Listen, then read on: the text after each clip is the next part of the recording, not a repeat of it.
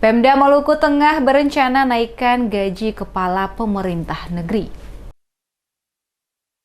Pemerintah Kabupaten Maluku Tengah berencana akan menaikkan gaji Kepala Pemerintahan Negeri atau KPN di Kabupaten Maluku Tengah dari sebelumnya 3,5 juta rupiah menjadi 5 juta rupiah setiap bulannya. Penjabat Bupati Maluku Tengah, Rakib Sahubawa saat mengadakan jumpa bersama insan pers beberapa waktu lalu menegaskan dirinya berkomitmen meningkatkan kualitas kinerja pelayanan seluruh kepala pemerintahan negeri dalam membangun desa atau negeri masing-masing. Oleh karena itu, pemerintah daerah Kabupaten Maluku Tengah berencana akan menaikkan gaji para kepala pemerintah negeri dari sebelumnya 3,5 juta rupiah per bulan menjadi 5 juta per bulan. Termasuk juga akan berupaya menaikkan gaji aparatur pemerintah desa atau negeri. Kebijakan itu diambilnya selaku penjabat Bupati Maluku Tengah, kata Sahubawa, agar setiap kepala pemerintah negeri tidak lagi mencari pekerjaan sampingan dan lebih fokus menata pembangunan di negeri atau desa yang dipimpin.